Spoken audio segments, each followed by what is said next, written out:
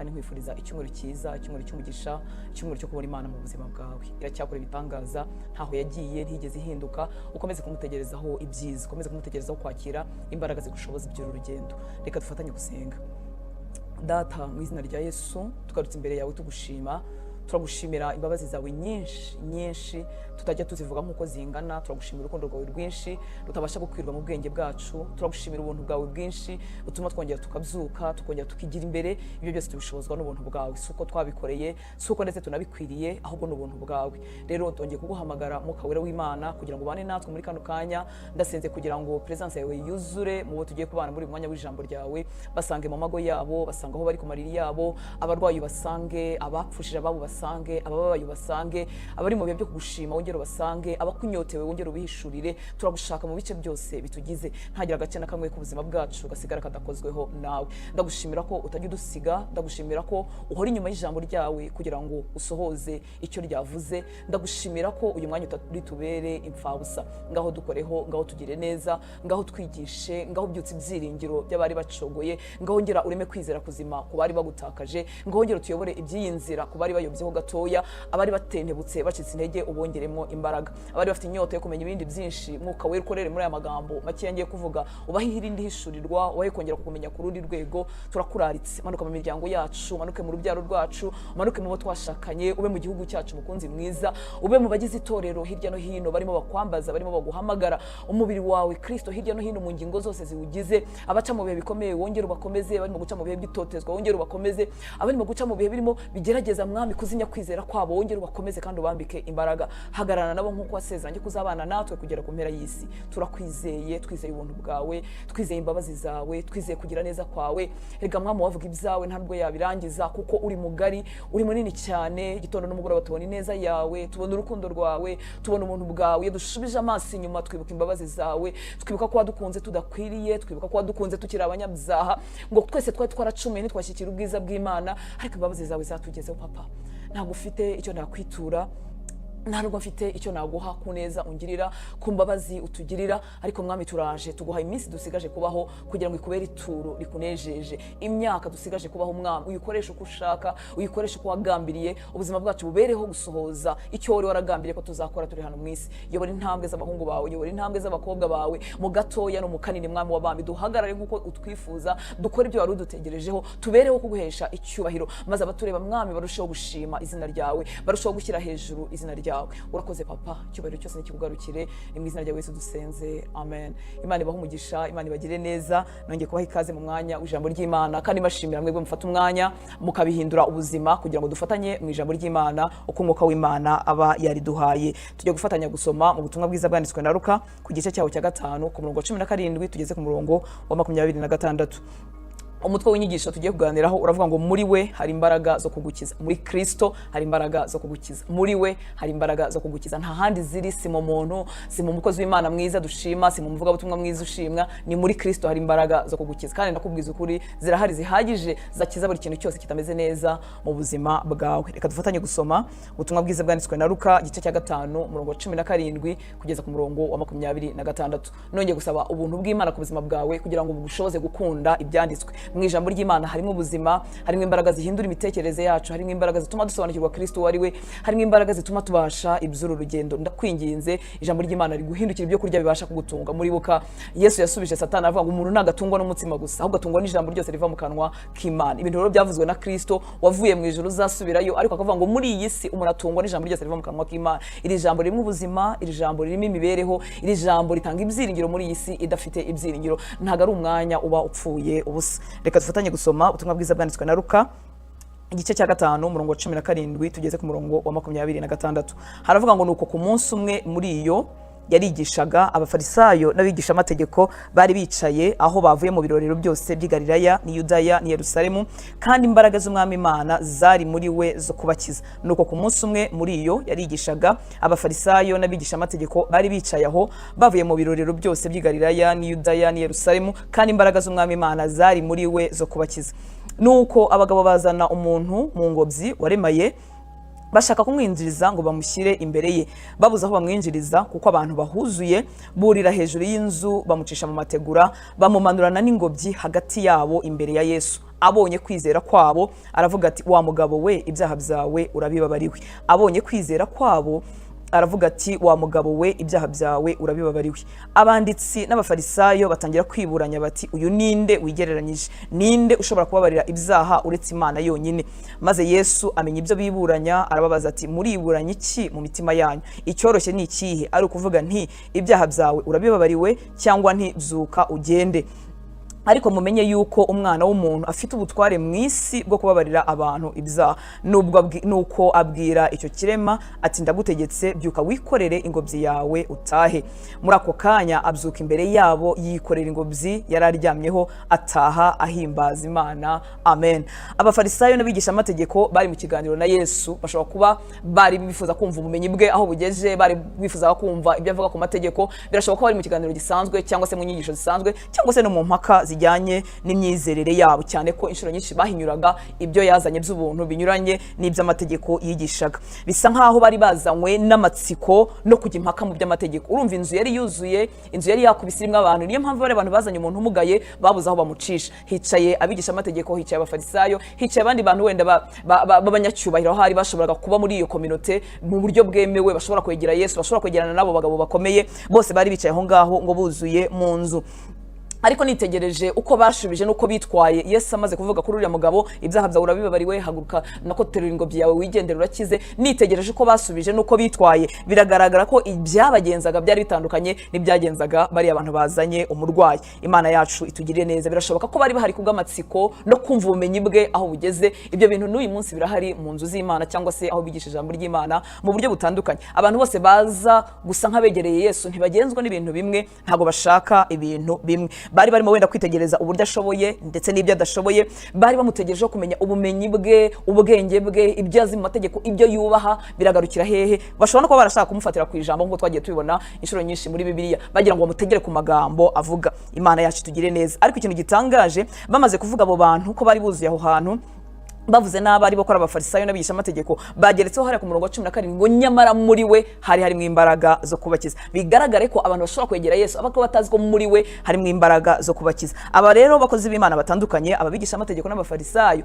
bari baje kuri Kristo ni koko, ariko izi imbaraga zikiza barasa nkaho atari zo bari bakeneye. Imana yacu itugirire ubuntu. Baravuze ngo uyu ninde wigereranyije. Nukurikira neza kiriya kiganiro, Yesu amaze kubwira uriya muntu ngo yabonye kwizera kwabo, arangije aravuga ngo ibyaha byawe urabibabariwe. Bahita bahindukira baribaza ngo uyu ninde wigereranyije ko ari Imana yonyine ibasha gukiza ibyaha. Ntago bari bazi Kristo wari we, ntago bari bazi umwana w'umuntu wari we, ngo nyamara umwana w'umuntu afite imbaraga zo gukiza ibyaha abantu bose. Imana yacu tugirire neza. Kutamenya rero ubushobozi n'imbaraga za Kristo wari kumwe nabo byatumye batakaza igihe cyabo cyo kugendererwa, byatumye batakaza amahirwe yo kwakira izo mbaraga zari muri Kristo zashoboraga kubakiza. Sesi ariko nabo bari bafite ibibazo, bari bafite ibyo bakeneye ku Mana, bari bafite ubutabazi bakura ku Mana, ariko ntibamenye ko uwo muntu bari kumwe afite imbaraga zo kubakiza. Imana yacu itugirire neza. Ahubwo bari mu mpaka zirimo zivuga ngo uyu muntu arakabya, uyu muntu arigereranyije, uyu muntu arimo aravuga ibintu byo gukiza ibyaha, nta muntu turabona ukiza ibyaha. Bayoberwa Masiya, bayoberwa ko muri harimo imbaraga zo kubakiza, bituma bacikanwa n'igihe cyabo cyo kugendererwa.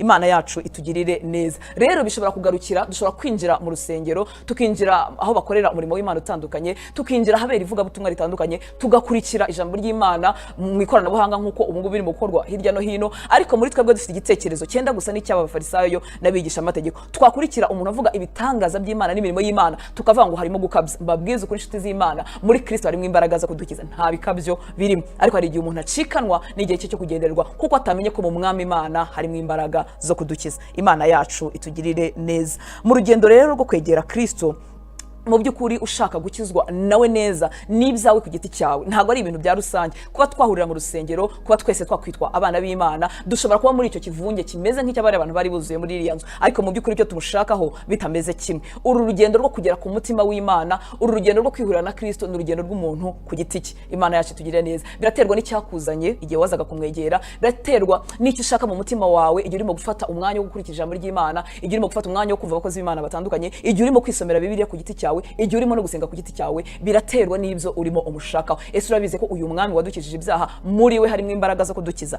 Iyo hataza ko harimo imbaraga zo kudukiza, ntabwo uyu murongo wari kuba uri muri Bibiliya, ariko bawushyizemo hagati ahantu bigaragaza ko abantu buzuye aho hantu hose batazi imbaraga ziri muri uyu mugabo. Umwami Imana akore ku maso yawe umenye ngo muri Kristo harimo imbaraga zo kudukiza. Ariko ni urugendo umuntu yigendera ku giti cye, kuko dushobora kugendana turi kivunge, ariko bamwe baje kumva ku bw'amatsiko, nkuko ababigisha amategeko wenda bifuzaga kumva ku bw'amatsiko ngo bumve ubumenyi bwa Yesu aho bagarukira. Ariko hari abandi bantu baje bafite purpose yo gukora kuri izo mbaraga zibasha kubakiza. Bahageze basanga ndetse n'abantu ni benshi, basanga inzira iruzuye, ariko baravuga ngo kuko twamenye ko muri uyu mugabo harimo imbaraga zo gukiza umurwayi wacu, kuko twamenye ko muri uyu mugabo harimo imbaraga zasubiza ikibazo dufite, turashaka inzira iyo ari yo yose. Ndatekereza ko iyo baza kugisha inama bagategereza icyo abigisha amategeko babivugaho, bagategereza icyo abafarisayo babivugaho, wenda bari butahe batabonye Yesu. Niyo mpamvu mvuga ngo urugendo rwo kugera ku mutima w'Imana, urugendo rwo kwihurira na Yesu ni urw'umuntu ku giti cye. Imana ishimwe ko atahari mu buryo buri fizike ngo abaprotokole batubuze kumwegera. Imana ishimwe ko bidasaba guca mu wundi muntu. Imana ishimwe ko ushobora kubyikorera wowe wenyine. Menya neza ko muri Kristo harimo imbaraga zo kugukiza. Imana yacu itugirire neza.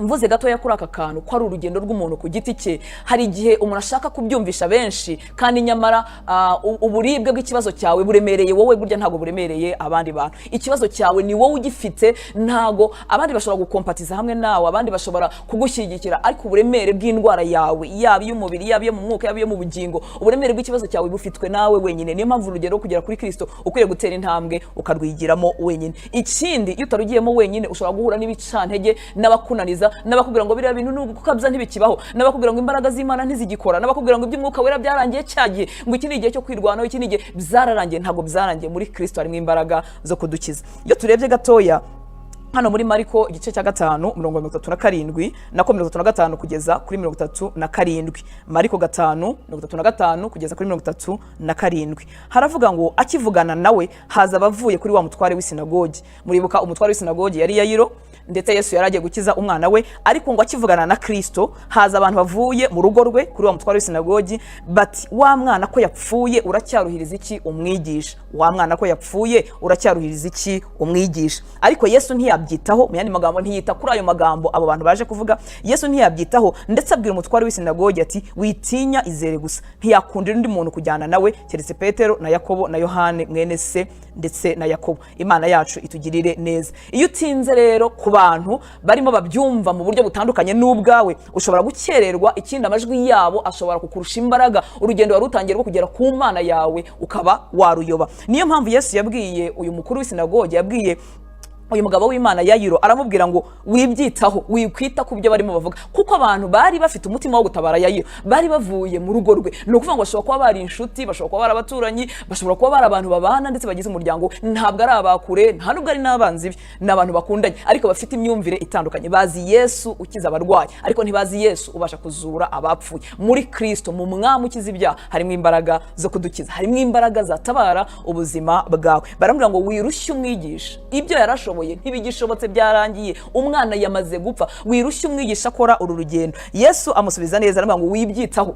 wikwita kuri aya magambo ashobora kuguca intege. Uru rugendo rugera ku Mana, umuntu akibanira n'Imana ku giti cye, ntabwo ari rw'ikivunge, ntabwo ari urwa rusange. Twafatanya tukaririmbana, twafatanya tugasengana, twafatanya mu ivugabutumwa, twafatanya mu bikorwa byiza byo gufasha abantu, ariko njyewe uko mbana n'Imana yanjye, wowe uko ubana n'Imana yawe, n'ibyawe ku giti cyawe. Yesu arakubwira aya magambo ngo wibyitaho, wikwita ku muntu ukubwira ngo ibyo bintu byararangiye. Yesu rega nawe yaza kuba ari bugutabare, burya baragutabaye mu mwaka wa mbere, burya baragutabaye mu mwaka wa kabiri, ubu sigiye wasengeye, urabona ibi bintu bizacamo, ibi bintu bizacamo, kuko muri Kristo harimo imbaraga zo kudukiza. Arangije Yesu ntiyakunda kujyana n'abantu benshi muri urugendo nanone rugera ku mutima w'Imana, rugera ku butabazi bw'ukuri bwo kwibanira n'Imana. Ni urugendo rw'umuntu ku giti cye. Icyatumye Yesu adakundira abantu benshi kujyana nawe, bishobora kuba barakomeza kuvuga ayo magambo y'amacanege, ntabwo Bibiliya bitubwira, ariko ndimo ndatekereza. Niyo mpamvu nkubwira ngo urugendo rutuma ugera mu mutima w'Imana, ukihurira n'Imana, ukihurira na Kristo ufite imbaraga zo kugukiza, n'urwawe wenyine. Yesu yatoranyije abantu bari bubashe kubyumva. Yesu yatoranyije abantu batari bugende bakomeza guca intege uyu mukuru w'isinagogi. Imana yacu itugirire neza. Muri Kristo harimo imbaraga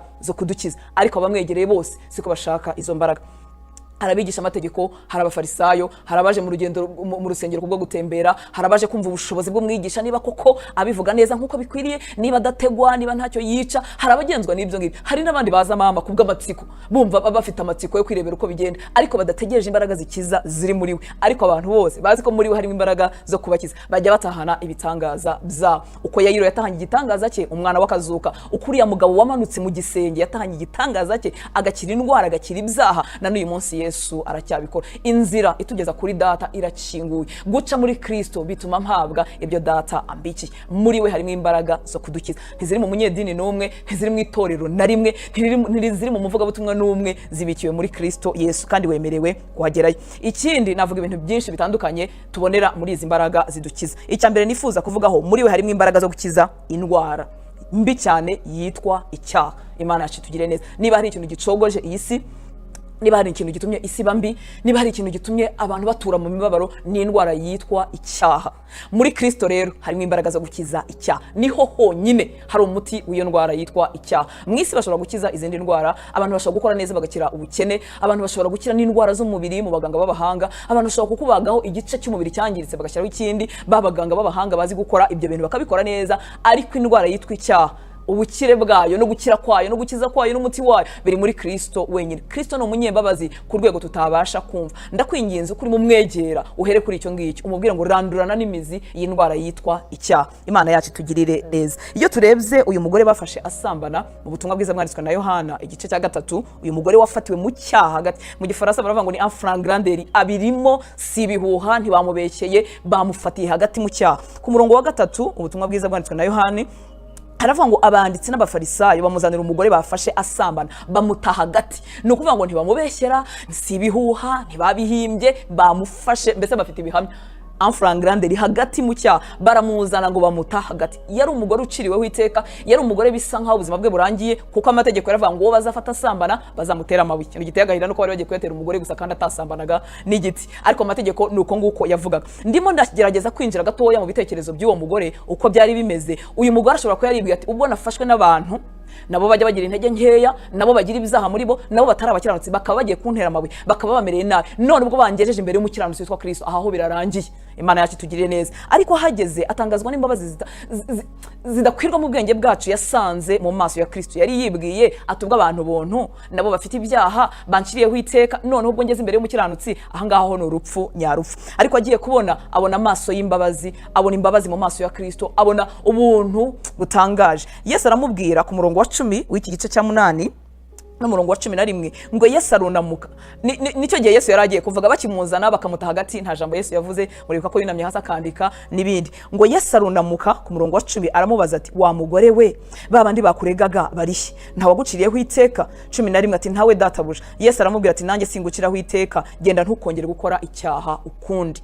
Kuwagombaga kumuciraho iteka kuko we nta n'icyaha yari afite, abariho abonera imbabazi. Muribuka ko Yesu yababwiye ngo utarakora icyaha muri abangaba nabari uwa mbere kumutera ibuye. Habura utarakora icyaha. Twese twaracumuye ntitwashyikira ubwiza bw'Imana, nta muntu n'umwe utarakora icyaha, ariko mu mbabazi za Kristo tubasha kubabarirwa. Uyu mukiranutsi witwa Kristo, uyu munyembabazi, muri we tubasha gukira icyaha, nyamara we ari umukiranutsi. Twakiriyeho iteka n'abantu bameze nkatwe bajya bakora ibyaha, ariko tugeze imbere y'umukiranutsi utarigeze akora icyaha, abasha kutubabarira icyaha. Ndimo ndimagina cyangwa se ndatekereza, uyu mugore arebye mu maso ya Kristo yabonyemo imbabazi zitangaje. Yaramubwiye ngo nanjye singukiraho iteka, genda ntuzongere gukora icyaha ukundi. Imbaraga zirandura icyaha mu buzima bwacu ni amaso y'imbabazi tubona na Kristo. Mu maso ye harimo urukundo rutangaje rutuma uwababariwe ahabwa imbaraga zo kutazongera gusubira mu cyaha. Icyampa uyu munsi amaso yawe ukarebana n'aya Kristo, ukareba imbabazi ziyarimo, byaguha imbaraga zo gucika ku bidafite umumaro. Iyo nibutse imbabazi yangiriye, iyo nibutse ko ntari nkwiriye akangirira ubuntu, bimpa imbaraga zo gutsinda icyaha, bimpa imbaraga zo kutamucumura. Uyu mugore arabwirwa ngo genda ntuzongere gucumura ukundi. Arebanye na Kristo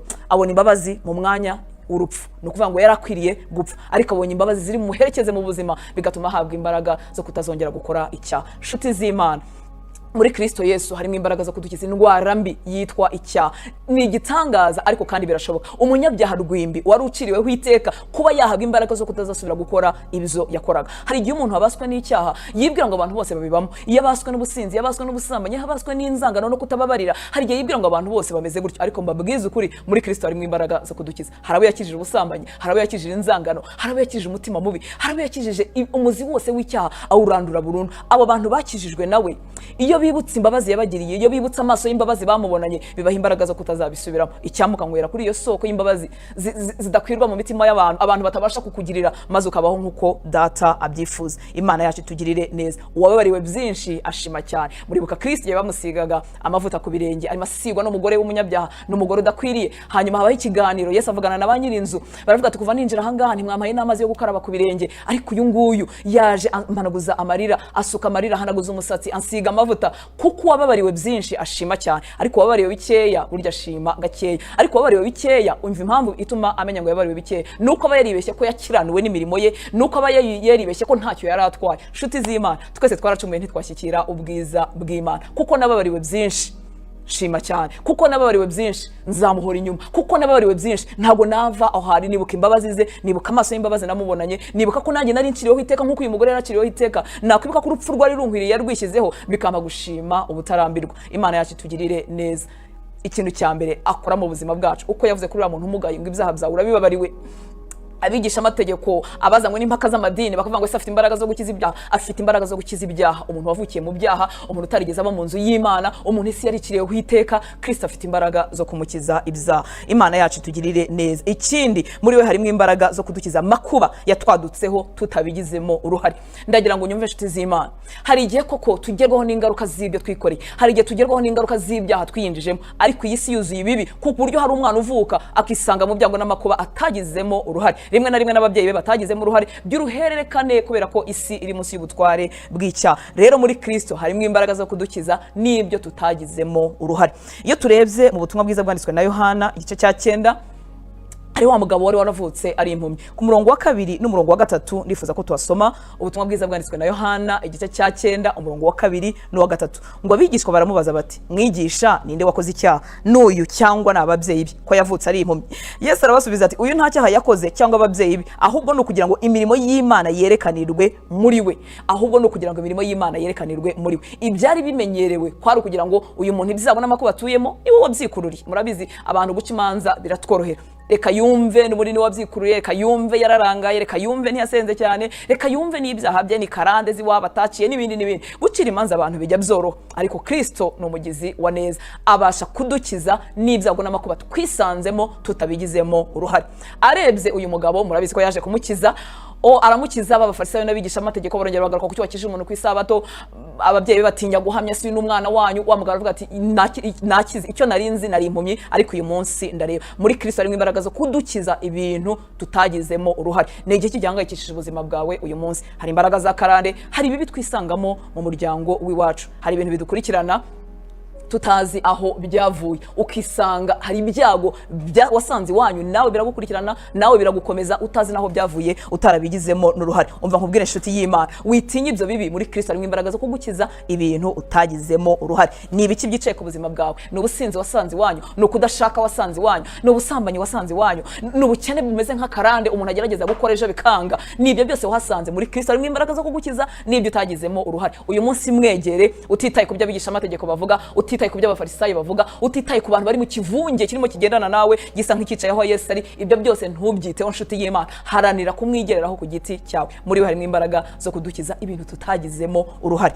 Imana yacu itugirire neza. Icya gatatu nifuza kuvuga, muri we harimo imbaraga zo kudukiza indwara zananiranye we, zakumazemo ibyiringiro. Abaganga bavuze ko bidashoboka, siyansi kavuga ko bidashoboka, abo mu bana bakavuga ko bidashoboka. Muri we harimo imbaraga zo kudukiza indwara zananiranye. Icyangombwa nicyo wowe umutegerejeho. Iyo turebye uyu mugore wavaga amaraso, ubutumwa bwiza bwanditswe na Mariko igice cya 5 umurongo waho wa 26, ubutumwa bwiza bwanditswe na Mariko igice cya 5 kuva ku murongo wa 26, ngo ababazwa n'abavuzi cyane benshi bagerageza kumukiza, bamumarisha ibintu bye byose abitangamo ingemu, ariko ntibagiye icyo bamumarira, ahubwo arushaho kurwara. Yumvise ibya Yesu araza aca mu bantu, amuturuka inyuma, akora ku mwenda we, kuko yari yibwiye ati ninkora imyenda ye gusa ndakira. Uwo mwanya isoko y'amaraso irakama, amenya mu mubiri we yuko akize cya cyago. Yesu nawe yiyumvamo ko ubushobozi bumugabanutsemo, ahindukira abyigana n'abantu, arababaza ati ninde ukoze umwenda wanjye? Abigishwa baramusubiza bati ese ye abantu barakubyiga. Abantu babyiga Yesu bazahoraho, ariko badafite icyo barimo kumushakaho. Abantu barakubyiga nawe ukagira ngo ninde unkozeho.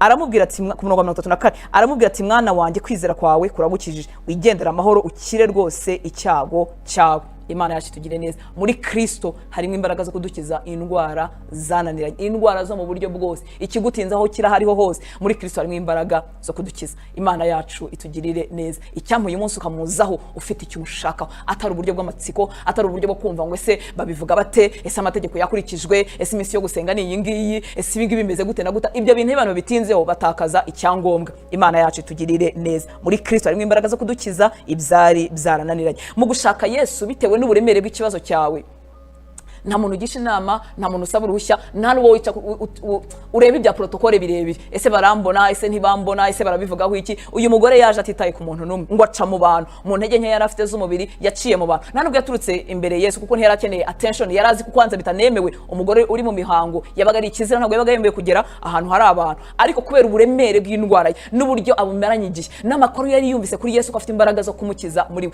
ibyo byose yabirenzeho, yirengagiza icyo abantu basigare bavuga, aragenda akora kuri Yesu. Nshuti y'Imana, ni ibiki bikuremereye? Bimeze biti? Kuki watinda ku maso y'abantu? Kuki watinda ku cyo abantu bazavuga? Kuki wavunwa n'amategeko? Kuki wavunwa n'ibintu bitandukanye? Genda umwikorereho, araboneka, kandi muri we harimo imbaraga zo kudukiza. Imana yacu itugirire neza. Yaseseye mu bantu, abizi ko bitemewe, atitaye ku kintu na kimwe, aravuga ngo ndamukoraho, kandi koko yamukozeho, na Yesu arabimenya ko amukozeho. Nshuti z'Imana, iyo dukoze ku bwami bw'Imana n'umutima w'ukuri, n'ijuru rirabimenya ko twarikozeho. Haleluya! Imana ikwiyereke, Imana ikwambika imbaraga, upfuka amatwi ku bicantege, upfuka amatwi ku bantu batarimo bashaka nk'ibyo wowe ushaka, ariko bashaka nk'ibyo ushaka. Mushobora kugendana muri urwo rugendo, kuko mwese mugambiriye gukora kuri Yesu. Imana yacu itugirire neza. Ikindi cya kane, muri we harimo imbaraga zo kudukiza ibyo twibwiraga ko byarangiye, ibyo twibwiraga ko byananiranye. Murabizi inshuti z'Imana, abamaze iminsi muri urugendo, yewe bagerageje gukora ibyo gukiranuka, bagerageje gukomeza mu murimo w'Imana, ariko bamwe muri abo, bamwe muri twebwe bafite ibintu bagezeho babitereka ku ruhande, baravuga ngo Mana, ibi ngibi reka tubyihorere, twikomerezanye mu rugendo. Byanze gukoreka, birasa nk'ibyananiranye, ariko njyewe nawe turakomeje mu rugendo. Muri Kristo harimo imbaraga zo gukiza ibyo bintu twashyize ku ruhande, twamaze guparika. Imana yacu itugirire neza. Iyo turebye uyu mugore wari uri mu rusengero, wari uhetamye imyaka 18, nshuti y'Imana, ntabwo yari ari hanze y'isinagogi, ntabwo yari ari mu bapagani, yari ari mu bantu bategereje kugira neza kw'Imana. Yubahirizaga iby'icyo gihe, niba ari isabato, niba ari kuba mu rusengero, ni ukuvuga ngo yari umwizera mwiza tumugereranyije n'abizera b'uyu munsi. Ariko imyaka 18 ahetamye, kandi yitabira kuba mu materaniro. Imana yacu itugirire neza. Mu butumwa bwiza bwanditswe na Luka 13 umurongo wa 10 kugeza ku murongo wa 13, haravuga ngo Luka 13 10 kugeza ku 13, ngo nuko ku munsi w'isabato yigishiriza mu isinagogi, asangamo umugore ufite dayimoni utera ubumuga. Uwo mugore yari amaze imyaka 18 ahetamye, atabasha kunamuka na hato. Yesu amubonye aramuhamagara, aramubwira ati mugore, ubohowe ubumuga bwawe. Amurambikaho ibiganza, muri ako kanya aragororoka, ahagarara yemye, ahimbaza Imana. Nshuti z'Imana, mu gukomeza mu nzira yo gukiranuka, mu gukomeza uhagaze mu by'Imana igushakamo, ntago wamenya umunsi, ntiwamenya isaha, ntiwamenya umwaka uzahurira no kugira neza kw'Imana. Ndabizi hari abakiranutsi benshi babanye n'ibintu bimaze imyaka, babwiye Yesu ngo ntacyo, reka dukomeze urugendo, ariko ibi ngibi byo byaranze, sinzakuvaho, sinzareka kugukorera, sinzareka gukiranuka, ariko ibi ngibi byaranze. Mu rugendo rwo kuguma aho Yesu ari, mu rugendo rwo kuguma aho Yesu ashaka, harimo guhura n'Imana byiza kandi bitunguranye. Yari isabato nk'izindi zose, nuvuga ngo yari umunsi wo gusenga nk'uko abantu bose basanzwe bajya mu materaniro, yari umunsi usanzwe, yari yabyutse nk'uko bisanzwe, yambaye nk'uko bisanzwe, ariko ntiyigeze arekeraho inzira nziza yari yatangiye yo kugendana n'Imana no kwifuza kumva iby'Imana ivuga. Yigumira muri iyo nzira, ariko mu by'ukuri atagitegereje ibyo kwemeshwa. Imyaka 18 n'uburwayi, ibyiringiro biba byarashize, ariko Imana imutunguza ineza. Nshuti z'Imana, umva nkubwire, Yesu afite imbaraga zo kudukiza n'ibintu twamaze guparika, n'ibintu twashyize ku ruhande, tukavuga ngo tuzakomeza inzira yo gukiranuka, tuzakomeza kujya mu nzu y'Imana, tuzakomeza kugukorera nk'uko waduhamagaye, ariko iki ngiki cyaranze. Imana yacu itugirire neza. Ntabwo wamenya igihe uzahurira na Kristo ugatungurwa n'ineza. Ndakwinginze, guma muri ibyo ngibyo. Iyo dutanze nanone urugero turebye urugero rwa Zakariya, umukozi w'Imana Zakariya se wa Yohane umubatiza. Bibiliya iravuga ngo yari umukiranutsi n'umugore we kandi barabakiranutsi ariko nta mwana bari bafite. Mu butumwa bwiza nanone bwanditswe na Luka ku gice cya mbere kuva ku murongo wa 8, reka dusome umurongo wa 8. Haravuga ngo nuko ubwo Zakariya yaragikora umurimo w'ubutambyi imbere y'Imana kuko umugabane we utahiwe n'igihe. Ubwo Zakariya yaragikora umurimo w'ubutambyi imbere y'Imana ku murongo wa 11, maze marayika w'umwami Imana aramubonekera ahagaze iburyo bw'igicaniro cy'imibavu. Murongo wa 12, Zakariya amubonye arikanga agira ubwoba, ariko marayika aramubwira ati witinya Zakariya kuko ibyo wasabye byumviswe, umugore wa Elizabeth azakubyarira umuhungu uzamwite Yohana. Murongo wa 18, Zakariya abaza marayika ati ibyo nzabibwirwa n'iki ko ndi umusaza n'umugore wanjye akaba ari umukecuru. 19, marayika aramusubiza ati ndi Gaburiyeli uhagarara imbere y'Imana kandi natumwe kuvugana nawe ngo nkubwire ubwo butumwa bwiza. Yemwe ba Zakariya mwebwe mwakomeje kuba ku gicaniro, mwakomeje kubana n'Imana, ba Zakariya na ba Zakarine b'abagore, Imana yacu ikomeze gukomeza. Ntago Zakariya yarazi ko umunsi umwe azahura na marayika kuri iki gicaniro, ngo yari yasubiye mu murimo nkuko yari asanzwe awukora. Uburyo yasubije marayika wamwumva natwe twabisubiza. Marayika aramubwiye ngo gusenga kwawe kwarumviswe. Utekereza Zakariya ko bari bashaje yaragisengera umwana, ashobora kuba yarabisengeye mu myaka 20 ishize, ashobora kuba yarabisengeye mu myaka 15 ishize, ashobora kuba yarabisengeye mu myaka 10 ishize, ariko ntiwamenya igihe uzahurira n'ineza y'Imana. Wiva kuri urwo rugendo, wiva muri uwo murimo, wireka ibyiza watangiye. Uyu marayika wahuye na Zakariya aharaho yahura nawe uyu munsi, aharaho yahura nawe umwaka utaha, aharaho yahura nawe mu myaka 5. Wicogora, wibivamo.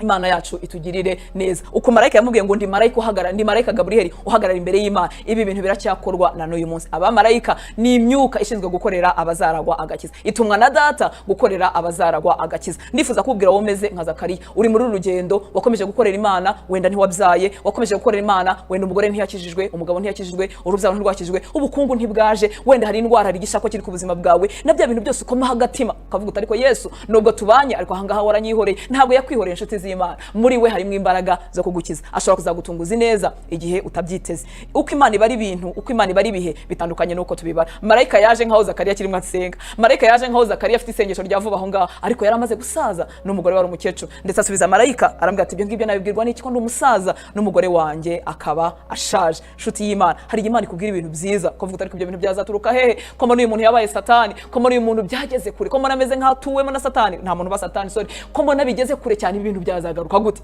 Ndiko Zakariya yavuga ati byazaturuka hehe? Kuko yararebaga koko agasanga ntaho byaturutse, agasanga wenda igihe yabisengera agakiniyiriza ntibyakoretse, agasanga wenda igihe yarakibitangira n'ituro, bya bintu byose tugerageza gukora agasanga icyo gihe ntibyakoretse, akibwira ngo byararangiye. Muri Kristo harimo imbaraga zo kudukiza, nibyo twamaze guparika, nibyo twamaze gushyira ku ruhande. Ndakwinginze ukomeze urugendo rwo gukiranuka, ukomeze urugendo rwo kuba ku gicaniro, ukomeze urugendo rwo gukora iby'Imana igushakaho, ukomeze iby'Imana yari yaraguhamagariye gukora. Imana yacu itugirire neza. Ndimo ngana ku musozo.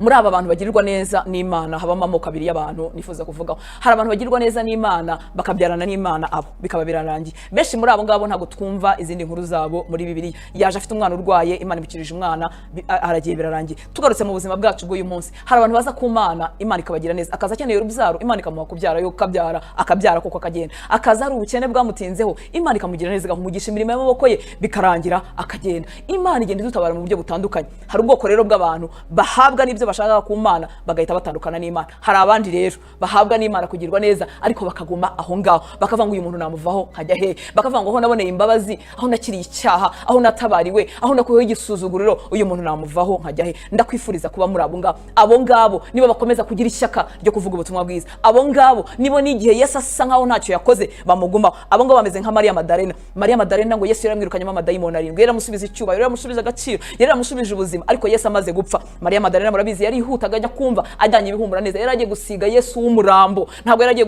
gusiga Yesu w'icyubahiro, ntabwo yaragiye gusiga Yesu ukora ibitangaza, yaragiye gusiga Yesu w'umurambo.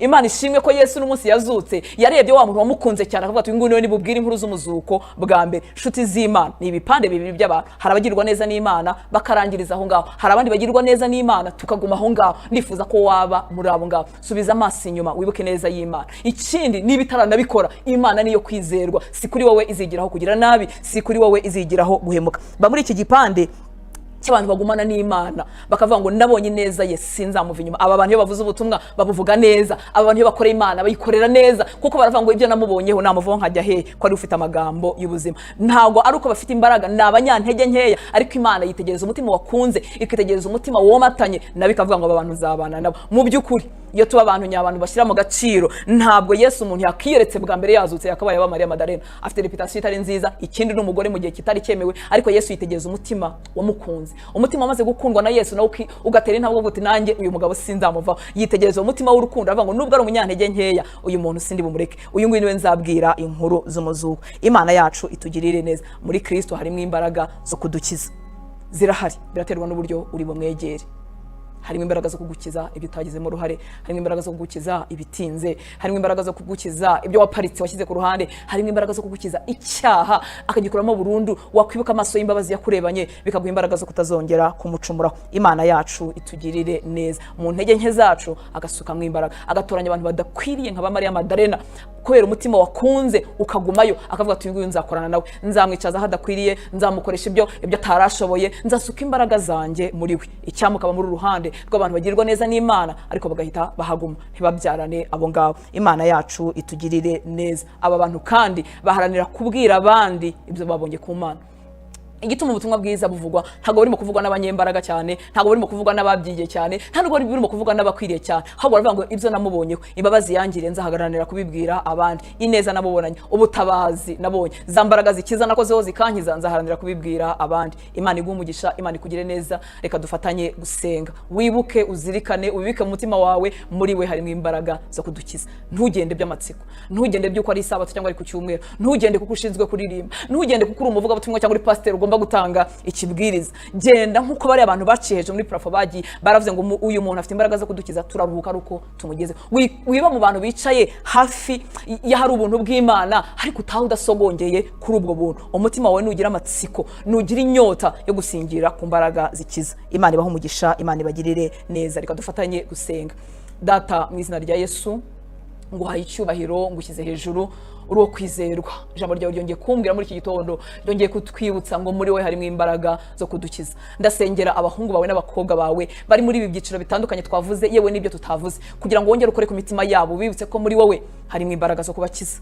Bibutse mukunzi mwiza, biyereke Mana yacu, biyereke inshuti nziza, biyereke mutabazi wacu, sinzi ikimuremere n'ikicariye ubuzima bwe, ariko mwibutse ko muri wowe harimo imbaraga zo kumukiza. Mwami, muhagurutse mu mbaraga kugira ngo abashe kugusanga, kugira ngo abashe kukwegera, ntacire urugendo hagati. Urakoze kuri umunyembabazi, urakoze kuri umugizi wa neza. Kiza icyaha mu mutima w'umuntu wibazaga ko azaturana nacyo akabana nacyo imyaka yose. Kiza indwara yarindaniranye mu buzima bw'umuntu wari waragerageje byose bikanga. Kiza ingorane yisanzemo atazigizemo uruhare. Uwiteka Mana Nyiringabo, nabohorwe mu buryo bwa burundu. Mwiyereke mukunzi mwiza, imbabazi zawe nizimubeho, ineza yawe nimugaragareho. Mwibutse ko muri harimo imbaraga zo kugukiza. Ave mu mpaka z'amadini, ave mu by'imihanga, ave mu bareba by'amatsiko, ahubwo asingire izo mbaraga ziri muri wowe zibasha kumukiza. Urakoze Data, icyubahiro cyose nikigugarukire, ni mu izina rya Yesu dusenze, amen. Imana ibaho umugisha, Imana ibagire neza. Reka ubuntu bw'Imana bubane namwe. Murakoze.